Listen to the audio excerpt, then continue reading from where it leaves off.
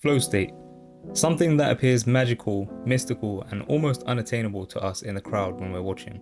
It's something we observe in others when we witness masterful performances, tune into music that stirs the soul, or bathe in moments where time bends and the self dissolves. But what if I told you that flow is not the result of extreme hard work and effort, but the exact opposite, and that mastery is born in childlike mindset?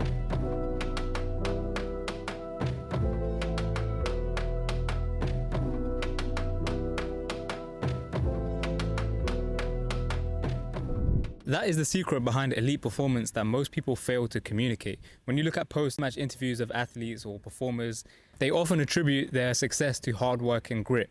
And whilst that obviously is necessary, the magic actually happens in the moment itself whilst it's unfolding. It's the tactical release of tension, overthinking, and calculation, and the invitation for present moment awareness, immersion, and play. And the best part about this is it's not something that is exclusive to athletes or high performers. It's something you can do all the time and something you can learn how to tap into. And I'll show you how in a matter of minutes. Have you seen those posts on Instagram that say, "I almost forgot this was the whole point"? It seems that people are beginning to realize that the seriousness of life and the overthinking and the anxiety is pulling them away from their desired reality. And that instead, engaging in things that bring them back into the now is how they restore their joy for life. And that is the secret right there, hidden in the subtext of an Instagram trend, hidden in a truth that we already knew as children. It's conscious, intentional awareness, or in other words, finding play again. Alan Watts famously said, "You suffer because you take seriously what the gods made for fun." Once you realize the wisdom in this, that the seriousness of life is self-imposed, your entire mental frame changes. And when your mental frame changes, the way you view problems, chaos, and anxiety also changes. The highest performers I know are serious about their work, but in a way, unserious about life itself. They're walking paradoxes. They'll read Nietzsche, but they will also send dumb brain rot reels. See, the advice I was given when I was younger was take what you do seriously, but yourself not so much. And make a sense of humor your default emotion. No matter the business crisis or relationship disaster or life setback, mastery is realizing that you can always choose to return to humor, to release temporarily the seriousness of life. But we just don't realize that we have this choice. We have a conditioned response to negative events. And that is usually the reason behind our unhappiness. Because the truth is, life flows upwards from the roots and not downwards from the branches, meaning your internal state will always dictate your external reality. So if you want to change the way you experience the world, you have to first change the way you receive it. So what does this have to do with play? Well, I'm reading this book right now called The Inner Game of Tennis, and it talks about how the mind is separated into two selves. And when self one, which is the ego mind, the critic, gets out of the way of self two, which is the intuitive mind, you are able to act without interference. In the book, Gallwey famously says that trying too hard produces negative results. Basically, the less you interfere, the better your abilities tend to be. The best players are constantly returning to the idea of play. They're not overcalculating or overthinking. Novak Djokovic famously said that I can continue playing despite my age because I just enjoy hitting the ball. And it's no coincidence that he's the greatest player of all time. Another example given in the book was about a Zen master and his relationship between archery and his ego mind. And he goes on to say that calculation is often miscalculation. We think that progress comes from calculating, but in fact it comes from restoring a childlike mind. See, overthinking comes from the ego mind and mastery comes from the intuitive mind. We've been conditioned to think that trying hard and overworking is the path to mastery. And I'm not saying that hard work isn't required, that's of course a given.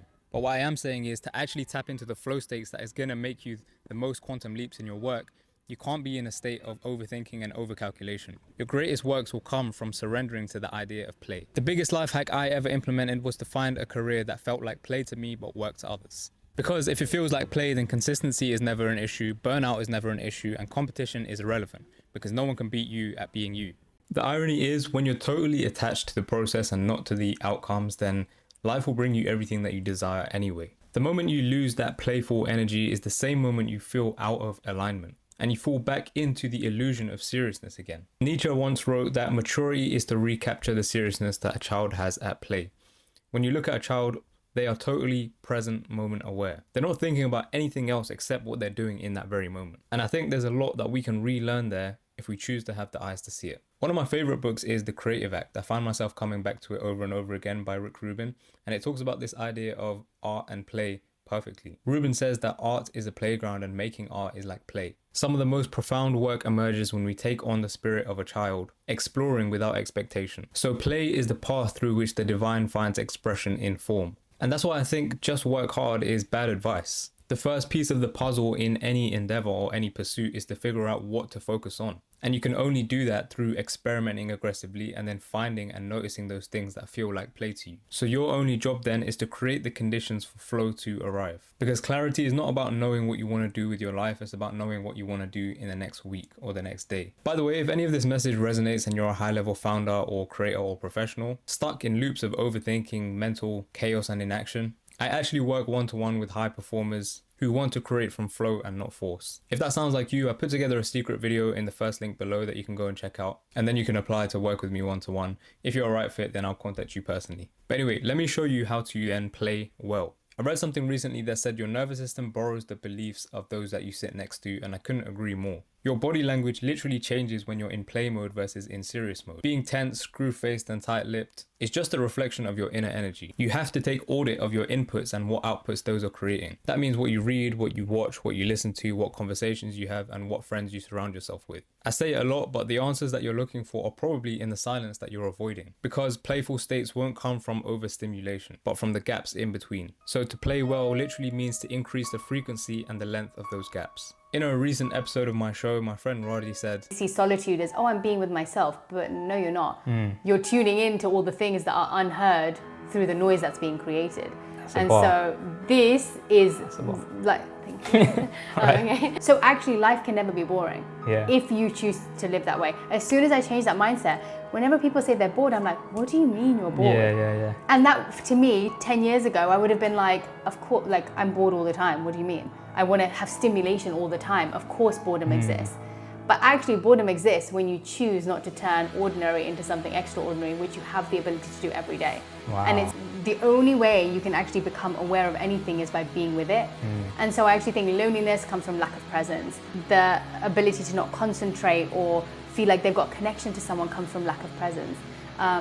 Selfish thoughts come from lack of presence. In other words, hyper-awareness is what creates flow. So yes, you'll have to work hard, you'll have to grind hard, that's a given. But the key is you also have to remember who you were before the world told you to get so serious. So if you're searching for your next breakthrough, whether it's in your business or career or life, maybe stop trying to do it through force. Instead, find a way to return to play, to obsession. Because the moment that you release that seriousness, you create space for the solutions to arrive, for something greater to move through you, for a truth that you already knew as a child to re-emerge. And in that space is where flow will arrive. By the way, I'm asked all the time about book recommendations, so I put together a list of 88 books that transform my life, including the 2 or 3 that I mentioned in this video today. As well as that, you'll also get an 8-step self-mastery guide that I give to all my one-to-one clients that pay me thousands and thousands of dollars for completely free. So click the second link in the description below for that. And remember, if you want to apply to work with me personally, then click the first link to watch that secret video. Otherwise, subscribe to this channel and to my main channel, and I will see you in the next one.